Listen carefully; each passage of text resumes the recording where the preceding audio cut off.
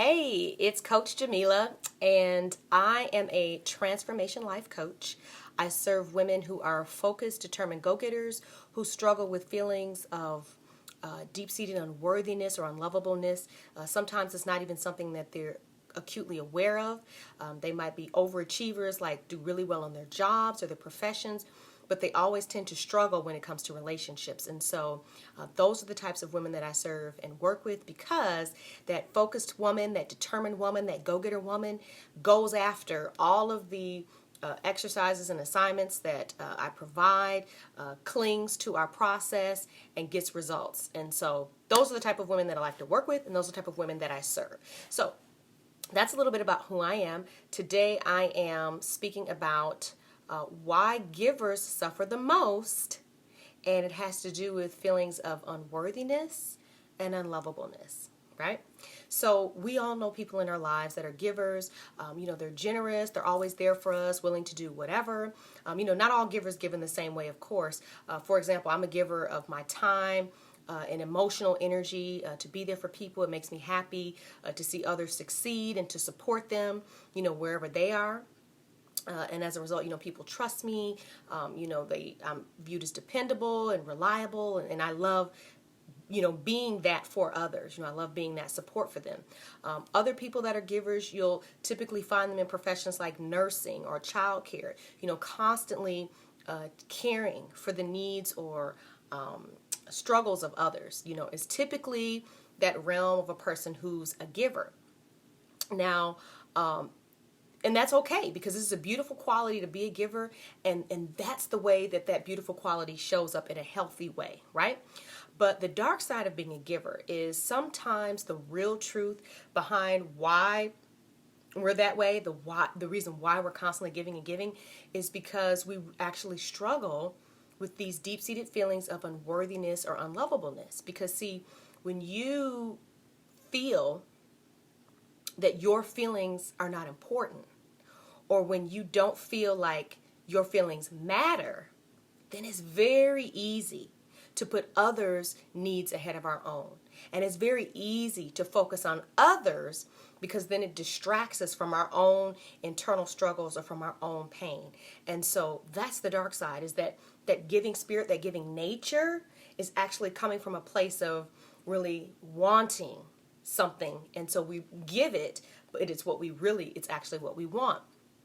And so the problem is that when we're like this, we can often find ourselves in relationships with individuals who are takers. And so what happens is the giver gives and gives and keeps giving and giving, just hoping that they're going to get just a little fraction, just a little bit of what they've given in return, so that they feel important, valued, and appreciated, loved.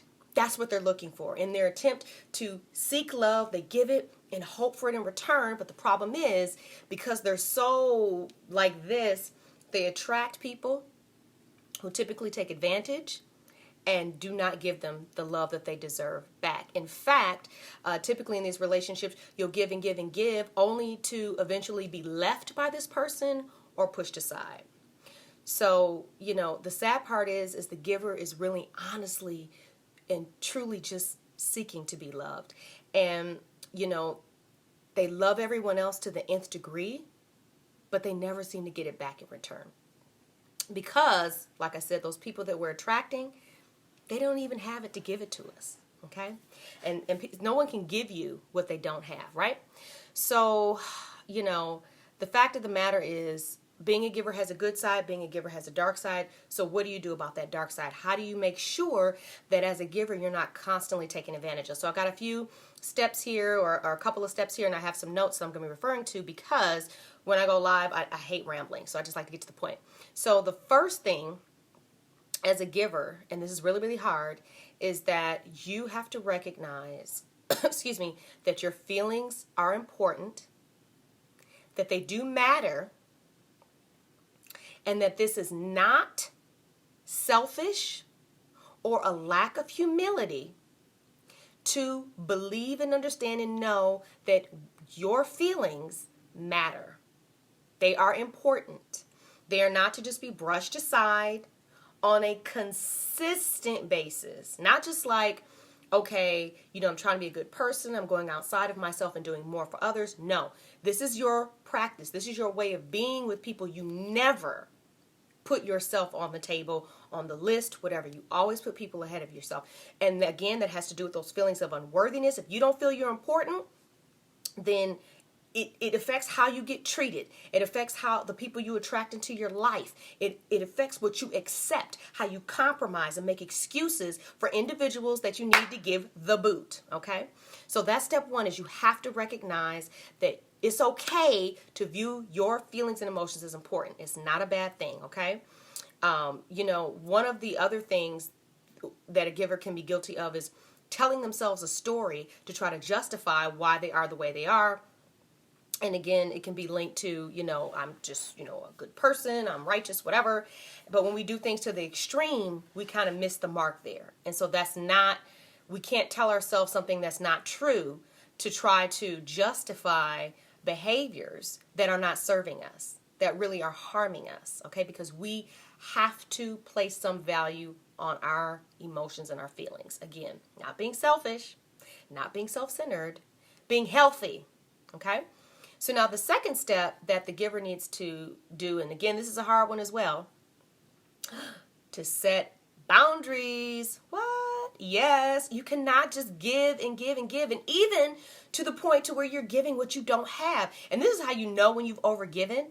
When you resent the person that you're giving it to, or when you see their name come up on your caller ID and you're like, ugh, that's not, you've gone beyond your limits. You're no longer getting any joy out of it. You're no longer doing it from a place of willingness. It's now you feel some sort of obligation, or you're concerned that they won't like you, or they're going to be mad at you, but you don't care how you feel. You don't care that you're upset, that you've gone beyond your limits, that you've gotten nothing in return, not even any true and deep appreciation for the sacrifice and hard work that you're putting forth for this individual, okay? So you have to set boundaries. And as much as it does give us a measure of joy, right, to do for others and to help them and to see them enjoy, what it is we've provided or given them, or being there for them, we all have limits, and we have to respect them, okay? Because when we go beyond them, like I said, then we become resentful, and it's no longer, our giving is no longer coming from the proper place, a place of goodness, a place of generosity, okay? And we don't want to give from any other place, or it's really not giving. Do you understand what I'm saying? So again, we have to set limits on our time, our energy, and even our money, if we're in the habit of lending money to people that don't pay us back. So, how do you know if you're a giver? Take a look at your life. How do your friends define you? Are you the one that's always there for everybody? Ask yourself, when's the last time I actually thought about my own feelings and my own wants and my own needs and my own desires? So, am I giving in a healthy way, or am I giving because I feel that really deep down I don't really matter? And so I'll be the martyr. I'll just put everybody ahead of myself. I'll make sure everyone else is happy. And that's how I'll get my happiness. But really, I'm miserable. But since I can't be happy, why should everybody else suffer? And so the issue there is that there's a belief around that floating around in there, an inner limiting belief floating around in there, again, around unworthiness, again, around not feeling important or valued or needed. Not needed, I'm sorry, or really wanted is a better word. And so, you have to get to the bottom of that and address that, right? Because when you do, then you can heal, right? Become whole and give from a place of love and caring because you want to. And then find yourself surrounded by people who are also sharing and giving and are reciprocating. They're not just takers. Because when you're a giver that doesn't have boundaries, when you're a giver who doesn't feel that you have any importance or worth or value, then you're surrounded by typically people who are takers, people who are taking advantage of you, possibly even people who are abusing you. So that is how, as a giver, you can pull yourself out of that. Now, is it possible to do it on your own? Sure, maybe. But the truth is, none of us ever do anything on our own, right? And especially if it's something that's, deep rooted, something that we've struggled with our whole life, because really those feelings of unworthiness started, in childhood, and we've just brought them forward into our adult life. So it's kind of like if we could have figured out how to fix it on our own, we would have done it already. And so this is a huge part of the work that I do with my clients, is around these feelings of unworthiness, is around these feelings of unlovableness. I worked with a client, and she struggled so much with herself. She actually hated herself. And it was beyond just looks. It was just everything about herself. She didn't think she was smart. She thought she was fat. She just had so much negativity about herself. And as a result, she just pushed herself and pushed herself and pushed herself at whatever she did, which in a way was a gift, because she was like an overachiever and she was a hard worker. But it was also like she was driving herself and pushing herself so hard because she was coming from this place of, I hate you. You know what I mean? And so through our work together, she was able to get to the bottom. We got to the bottom of what the underlying issues really were, worked on them, helped her to heal from that, and she grew. And now she treats herself the way she's supposed to, in a healthy, loving way. And, oh, by the way, no, she's not selfish. She doesn't lack humility, and she's not, not still being a giving person, but it's coming from the right place.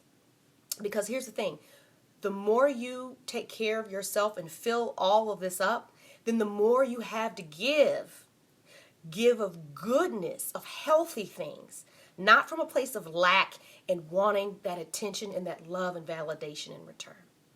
So anyway, hope that makes sense. Hope you found that helpful.